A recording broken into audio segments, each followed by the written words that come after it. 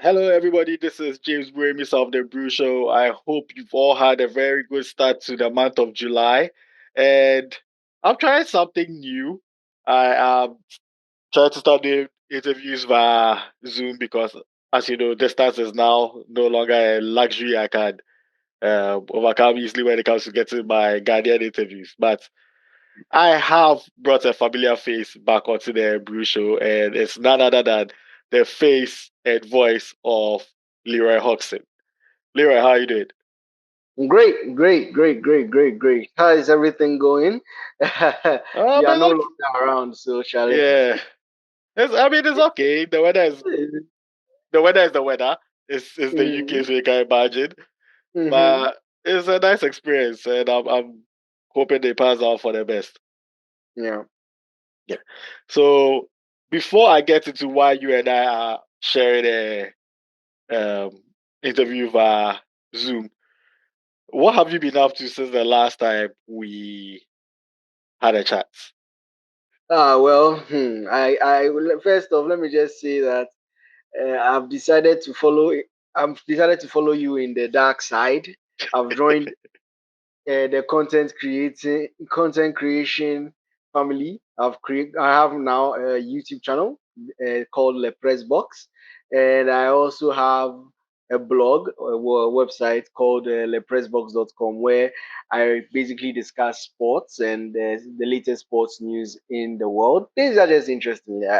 It's not like I'll sit down and write an entire script thinking about. It's more about on the day what exactly happened and finding out what um, basically is going on in the world of sports and just giving my 2 cents on the issues. I hope everybody will be able to join me when we are done with this video. Don't go now. Join after we are done with this video. Go and check out the Le Press Box YouTube channel.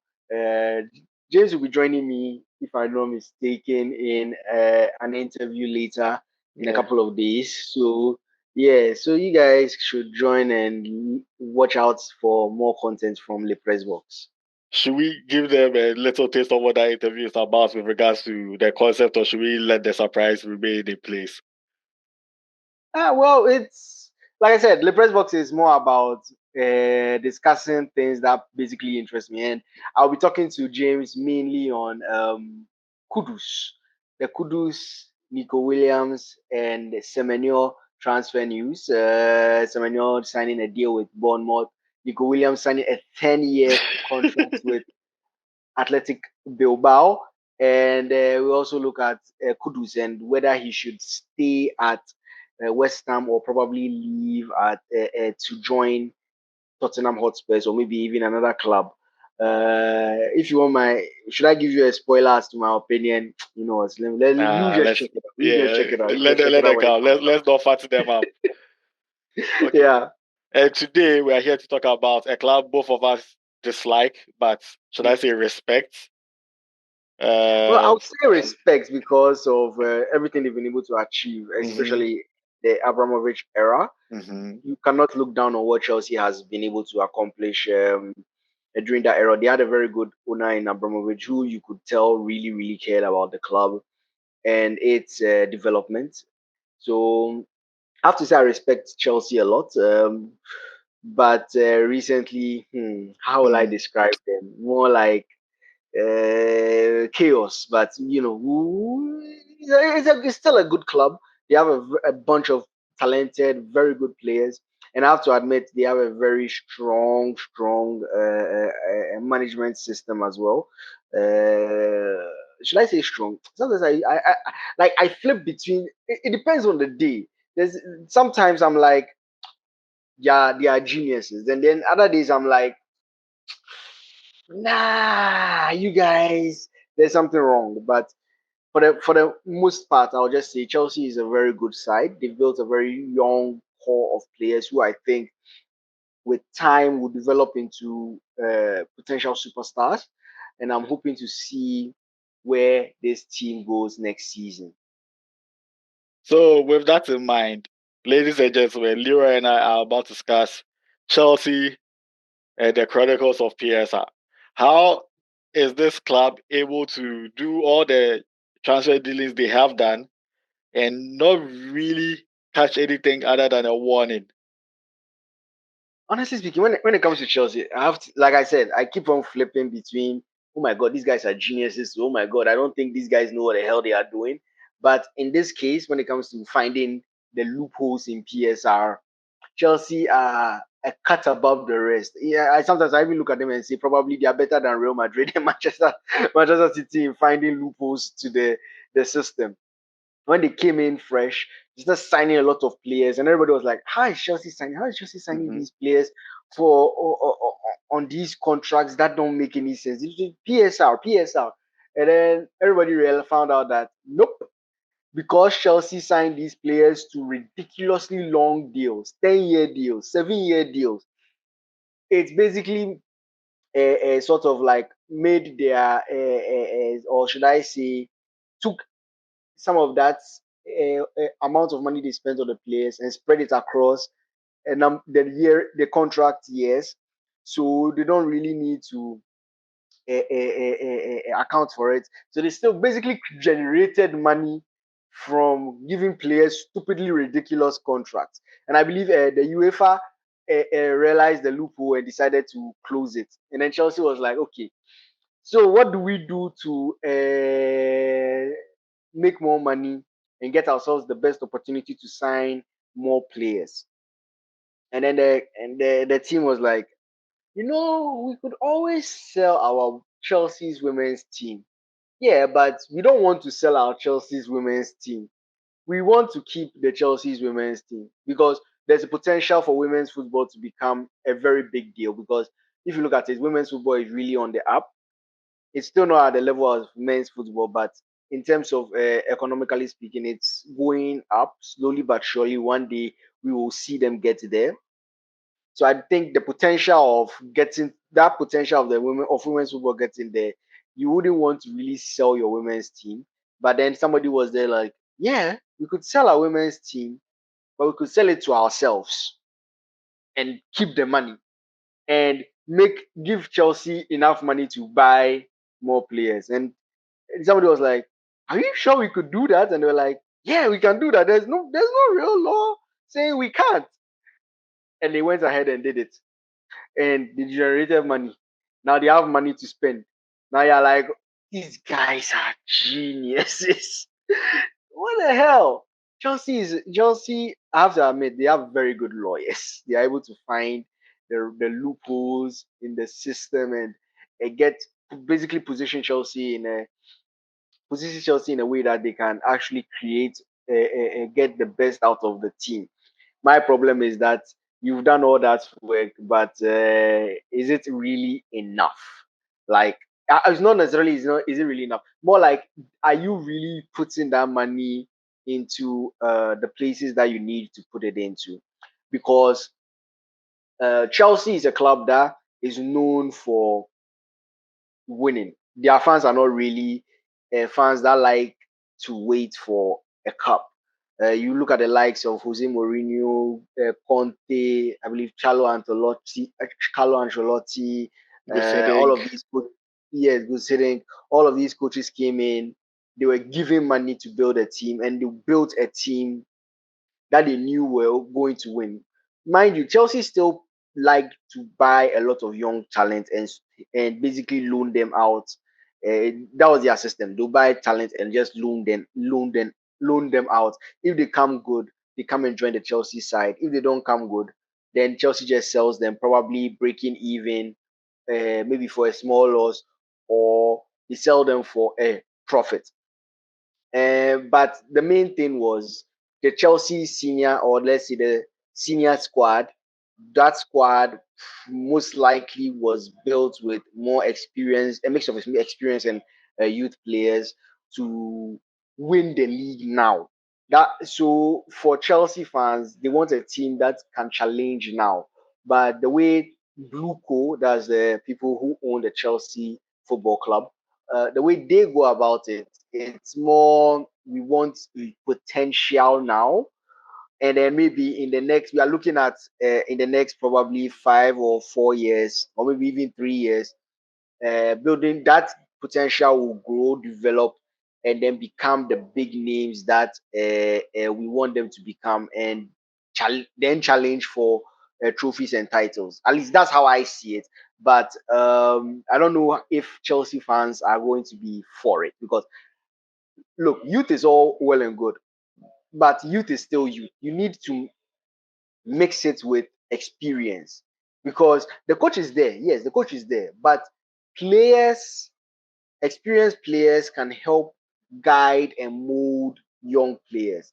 You can talk to, if you go and talk to some of the biggest players in the world, they'll always tell you about players and coaches who helped mold them to the players they are. They'll mention coaches, but if you ask them about players too, they'll also tell you about the players at various clubs that helped them to become the players they are.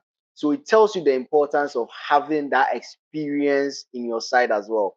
So for Chelsea to sort of put all that emphasis on youth, but not really focusing, not really bringing in that kind of experienced players to sort of guide the players. Once there is pressure, that young core of Chelsea, like if the good times are always rolling in, the youth team, the players who do will always in it. But once they get to a stage where there is pressure and there is no experienced player to sort of bring the team to, let's say, bring level heads and not allow them to lose themselves in that moment, then there's going to be a problem. And that's how I see it. I don't know if you think otherwise, but that's how I see it. I think that youth is good. I like youth, and they are exciting, raw, moldable. But look, you need that core experienced players to help you also, to mold them, guide them, and make sure that they do not lose their heads because they are young and you expect them to make mistakes.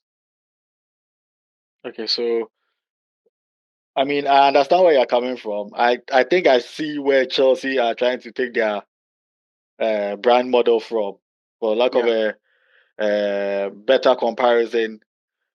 Fergie's Fergie's fledglings yeah. and the way City went about building their Class of squad, '92. the class of '92, and the way City went about building their squad after the Roque Santa Cruz and the Michelis era. So Yeah, when the Bruynes and the Haalands and the Bernardo Silva started being the core of City, that format.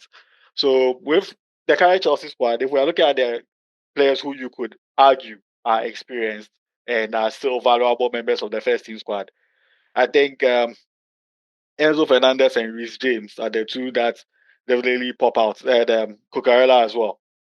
These yeah. three are mainstays, not just because of what they've won, but the fact that they have been playing at a high level for a For a very considerably long time.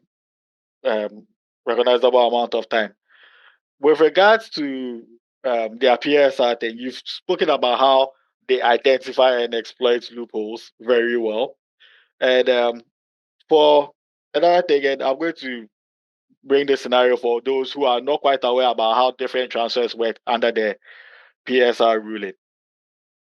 If you take a player like Mason Mount, who came from Chelsea's academy and was sold to Manchester United after he broke into the Chelsea first team for £60 million.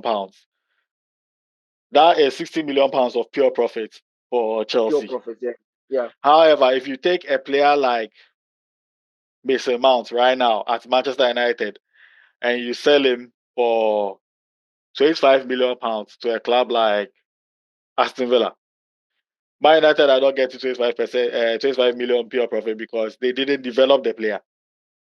Mm. They would most likely get as high as, let's say, 18. The agent gets his cards.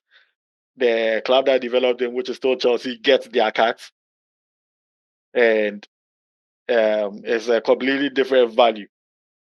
So, with regards to selling their talents for pure profits, Chelsea have also been blessed with having one of the best run academy systems Academies. in Yeah, Europe. yeah. And they have sold so many young talent. Not everybody breaks into their first team before they sell them, but they're able to make sweet sums of money from their players. I've already mentioned the Mason Mount to Man United for 60 million. If I'm just going to add two players to go past the 120 million mark, I'll just use Lewis Hall to Newcastle for 30 million and Conor Gallagher to Atletico Atletico. Madrid for 40 million. You could also add Tammy Abrahams, Fukayo Tomori. Thank you. Chelsea has a very good academy, and Yeah. it's something that I sometimes look at Chelsea and say, you have a good academy. Why are you keep buying players instead of bringing these young ones that you have that have talent and sort of ease them into the first 11? Look at someone like Josh Achampong. Yeah. They know he has talent. They know that he probably can become one of the best probably right backs in the world. Yet they don't want to guarantee him first team football, but they want him to stay at Chelsea because right now they are afraid of, let's say, a De Bruyne situation where Again. you develop the player and then the player and sell the player thinking the player is not worth it. Then he goes to Wolfsburg, basically destroys and becomes one of the best midfielders in the world and becomes your nightmare when he comes back to England, joining Manchester City and wins everything. And And the he's same recognized scenario as, for Salah. yeah, same scenario for Salah. Even though he wasn't really developed by Chelsea, same with De Bruyne. I'm just mentioning De Bruyne, but Because he the stands fact of out the most. matter, Yeah. yeah, but the fact of the matter is, Josh was developed by Chelsea, molded by Chelsea, so it's very very clear that you can. He's someone who you can move to the first team. Maybe he's not going to start. Definitely not going to start because there are players ahead of him, but you can ease him into the first team, and then with time, he will be able to become a regular starter or part of the main team fixture at the club. But you've decided that nah, we'll rather keep him still in, let's say, the under 20 level and maybe even look for a loan for him. Now the player wants to leave, or at least I hear the player wants to leave, but you're like, nope, it's either he signs a new deal or he doesn't go anywhere. So it's an interesting situation at Chelsea, but I have to admit Chelsea's academy is one of the best, if not the best in England, or one of the best in sorry, not in England. Let me be more specific, in Europe, one of the best in Europe. Uh, we okay, no, I'll put it behind like La Masia. La Masia has the best academy in the world, in my honest opinion. But Chelsea's academy is one of the best in Europe and the world. And I don't know why they tend not to really use it as much as they should, because the talent is there. But instead, they would always go for, let's say, the person making the biggest noise globally. Not necessarily a bad thing, because if you lose out on, let's say, someone like an Estival, who we all know is destined for great things, right?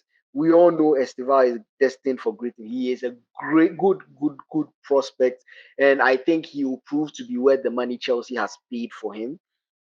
But for every Estival, there is a let's say, let me look at one talent that people expected to be great but wasn't great, but and went to Chelsea and flopped.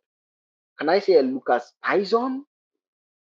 Yeah, Lucas To Pison. Chelsea, there you get plenty. There are a lot. So it's like, use your academy. There are talents there. Don't be a Real Madrid and let your talent go and shine elsewhere. Uh, Use your academy because there is talent there. Look at City. City can buy any player they want, but they still use the academy. They have Rico Rico Lewis. Lewis. They have oh, I'm trying to remember some of them, their names. Eddie Lap. They had Eddie Yes. Lap, who They have Chelsea a has Cole signed. Palmer. They have a Cole Palmer. They have a James Column Trafford. Doyle. Yeah. Yeah, they have a Column Doyle who is also coming in. McCarthy. Is it McCarthy? McCarthy, James McCarthy. Yeah, yeah. He's also a prospect, and they give them opportunities to shine in the Yeah. first team from time to time. Look at Arsenal. Arsenal's situation there, it was because of injuries, but still, they gave a 1 year, 30 games last season. They gave Mount Lewis Lewis Kelly. Kelly, who has now become, technically speaking, he's become the first team left back Yeah. for Arteta. They gave So, Saka. yes, give Saka, Emil Smith Rowe, Yeah. Reece Nelson, Yeah. Eddie Nketiah. Yeah. There is talent in your academy. If there is talent in your academy, use it. Use it. And it's obvious that Chelsea is looking at this as sort of like a rebuild. They are not looking at it as we are going to win the Premier League next season. They are looking at it from let's say we are going to build a dominant force, a force that will probably dominate English football for, let's say, 10 to 15 years. But we want to, so we want to get them as young as possible, so that when they mature, when they reach their peak, no one can challenge us. We are the best team in Europe. We are the best team in the world. We will dominate. And I think looking at your academy so that you can get the best out of it is important. But Chelsea has really not done quite well with that. I think the only coach, when I looked at Chelsea, I'm not trying to say that none of the coaches Chelsea hired was good enough for the didn't was it not good, it was good not good enough for, was not good enough with Development. the academy. Yeah, it was not good enough. They most of them actually brought in young talent that went on to do great things. But I look at Frank Lampard. During Frank Lampard's tenure, a lot of Chelsea academy graduates came through the ranks that we look at and we say, wow, these players were actually it. Timori came through. James Uh, came through. Tammy Abraham yes, came through. yes. And Mason And Mount came through. yeah, Conor Gallagher. So there Yeah. was a lot of talent that we saw, and we realized that wow, Chelsea has a lot of talent in their academy, and and they've always had talent in their academy. It's just that they just don't use it. Think about it. Declan Rice, who currently plays for Arsenal, was in Mhm. Chelsea's academy Yeah, before going to West Ham.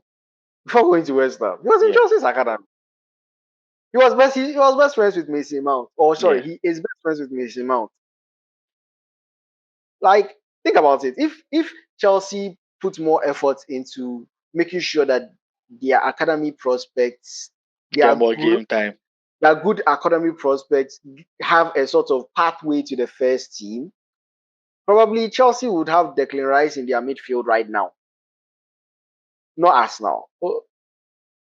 So I think Chelsea needs to really focus on their academy and start giving those young talents a pathway. Because another thing, Arsenal had Umari Hutchison. Yeah. And we messed up with Umari Hutchison and let Chelsea take Umari Hutchison. Only for Chelsea to just then sell him To to Ipswich. Ipswich. Again, PSR. I know it's PSR, but what I'm trying to say is that somebody like Umari Hutchison, with the right kind of development, he could become a star. He could have become a star player for Chelsea. He's a good player. He's a Yeah. very good prospect.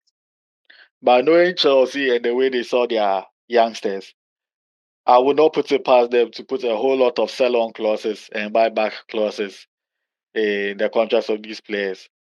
Okay, well, So I don't there know is a about the. possibility. Yeah, there is a possibility there is a buyback clause. I don't know if there is, but Yeah. probably there is. I'm sure definitely there is a sell-on clause. There's a sell-on clause. I don't see Chelsea not. Not Chelsea will not not put. Yeah, capitalizing on that. Yeah. yeah, yeah.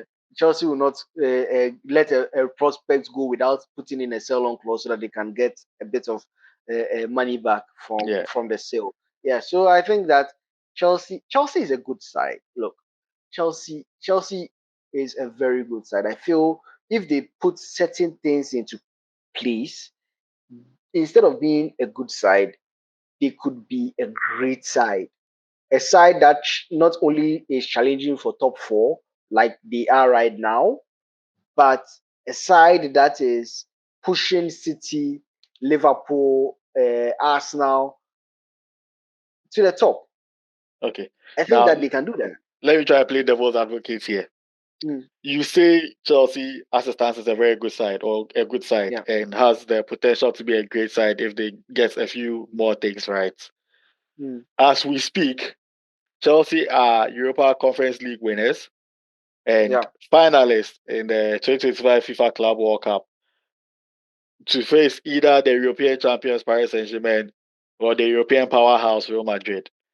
There's no way Chelsea are going to enter that final and go like they are the underdogs based on the way they have played and the Mm. fact that their new signings have gelled. I mean, João Pedro on his debut Yeah. scored a Full fantastic debut. brace against Yeah. his Full former debut. side. Nice. So it makes you ask yourself, is the top four based on the way the Club World Cup has gone, based on the way they finished last season with all their trials and tribulations and still came out on top? Is the top four really the targets for Chelsea?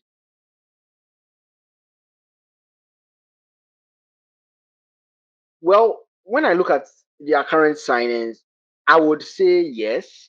But then when I looked at the way they've played throughout the Club World Cup, they are a dangerous side, and I can see them challenging for the title next season.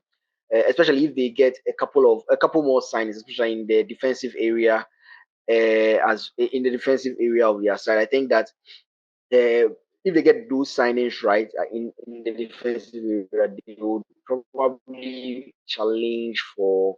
They could probably be a huge shout for the title. My only problem is the people they are up against. That is the Liverpool and the City. They have recruited well. They have recruited extremely well to the point where I've already decided that the top four, Liverpool and Manchester City, have already taken the two spots of the top four. They've taken the two spots of the top four. Not necessarily saying they are going to win the Premier League, they're going to be first or second, but two spots of the top four, Are they've taken locked. it. So now it depends on how the transfer window goes for Arsenal, Chelsea, Newcastle, and the others. Maybe Manchester United, sorry, will finally get their obsession with Mbeumo done and finish the signing and start moving on to other key areas that need to be done.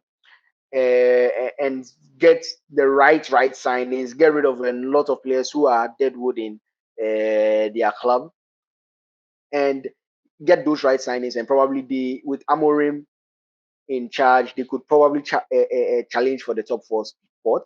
I'm not. I'm holding. I'm not holding my breath about that because the fact of the matter is Manchester United's problem has never been a coaching problem. It has always been a management problem, Yeah. uh, a management and recruitment problem. The next one is Tottenham. Tottenham too. Their problem has always been up top. Well, Levy not really wanting to spend that much money in pushing the side to be reaching the Champions League finals they did way back when. So the top four places, I think there are two spots left. If Chelsea gets the right signings in before the window ends, I can see them actually taking that slot away from maybe an Arsenal, maybe a Newcastle, and this and probably. But to me, for now, I think it's more of a top four. I think it's more of a top four for Chelsea, and I see them actually really pushing for it. Honestly, this Club World Cup, I wasn't really expecting that much from Chelsea. I was expecting them to reach the latter stages of the competition, but they weren't really. Let me be honest, they weren't really my favorites to sort of reach the finals. But one or two things happened. Man City got knocked out, and some of the other surprising teams, and Inter Milan getting knocked out. So it's positioning them to make it to the finals. Not trying to say that they don't deserve it. They've worked hard. They've played very good football. Enzo Maresca's Enzo Maresca's team plays very good football, and they've done extremely well. So I think that they deserve where they are. And I'm proud to say that I'm proud to look at that team and say, yeah, they look ready for prime time. And I think they'll challenge for the Champions League. We're looking at but that's dependent on what happens during this transfer window because and Arsenal needs a striker. I hear they are going for Gyökeres. Whether they get Gyökeres or whether they get somebody else, the fact of the matter is they need a striker who is going to score more than 10 goals, not even 10 goals, maybe 15 20 goals in the in league. a season. Yeah, in the league. Sorry, in the league, not necessarily all, because I think Harvard scored double digits in all competitions. But they need someone who can score that amount of goals in the league to say that, yeah, we are going to challenge City and Liverpool for the Liverpool. title. Okay. I am very impressed with what they've done so far. They've been very smart in their signings in terms of Arsenal, bringing in Zupermendi, very good player who uh, is an upgrade, honestly, an upgrade to Thomas Partey And in a lot of Jorginho. and Jorginho. They've brought in a Nogard who is not going to be starting the games. He's just there to be a backup to Zupermendi. They've also brought in Kepa to back up Raya for 5 mil, which is honestly speaking peanuts. And they signed him from Chelsea Yes, sir. for 5 mil after 71 The mil spent. 71 million was not part of the PSR window. I know, but after spending the 71, he saw Kepa for 5 mil. But he won Honestly, the Champions League. yeah, he did. So to I me, think Kepa selling has for five pretty much mil, won every European trophy. Well, he wasn't there for the Europa Conference League yeah, campaign per se. I don't yeah, think he played a single second. But during this time, Chelsea has won everything yeah. except the league. He won, Champions League. He's won FA Premier Cup, League. no. Yeah, yeah. Yeah. At least So I think that Continental, yes. Mm, honestly, I think that if we are here and talk about it, I feel like Arsenal robbed Chelsea for their backup goalkeeper. No offense to Chelsea. I think they needed to sell Kepa. His wages were a lot, Yeah. For and someone who was not going to start. yeah, for someone who wasn't going to start. And the current goalkeeper situation at Chelsea is they need to get rid of a lot of goalkeepers. They have At too least many two goalkeepers. more. Yeah. At You least have two to get more. rid of a lot of goalkeepers. Yeah, I don't know if they think that they can challenge for a Champions League spot or they can challenge for the Premier League title with Richard Sanchez at the back. I don't know if they think he is the one. I don't think he is the one.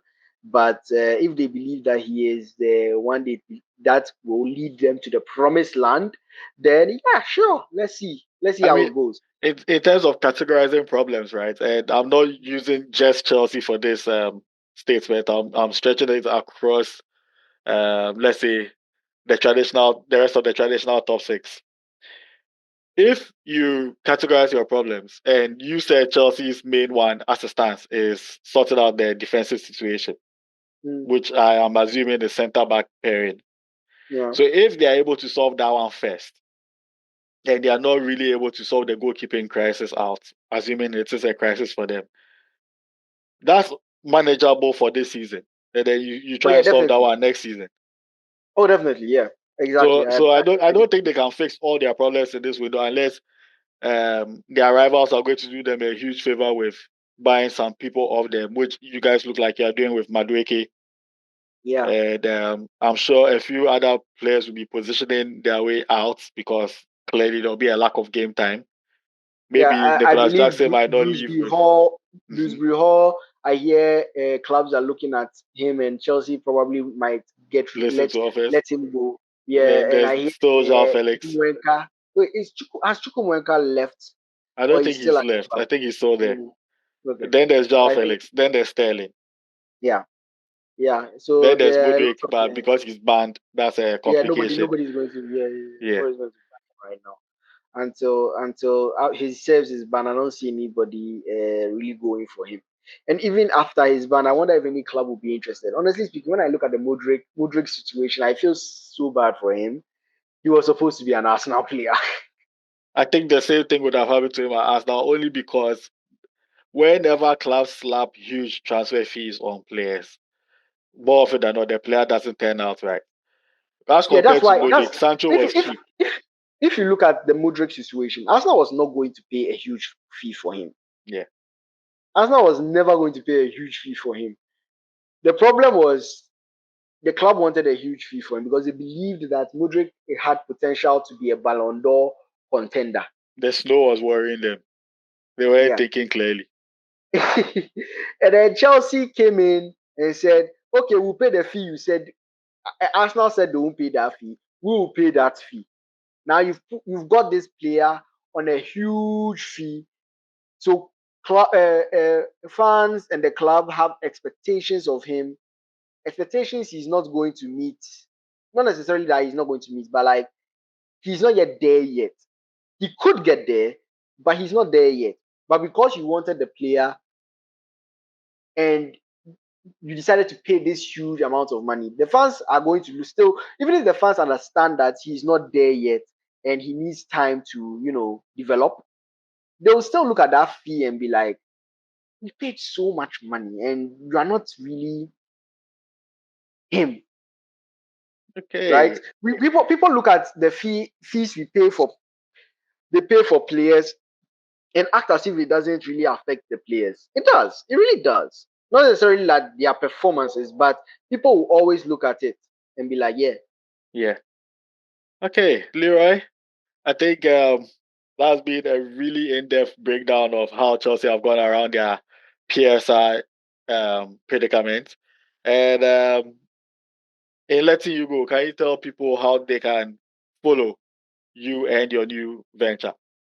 Well, you can follow my YouTube channel as Le Press Box. That is the YouTube channel. You can follow my Facebook page also, Le Press Box over there. My website is also Le Press Box as well. Please, I know I named it Le Press Box, but it is not a French media house. The Le is part of my name and it means there. So Mm-hmm. the press box. Mm-hmm. Okay. And you can also find me at real Leroy Hawkson at on Twitter.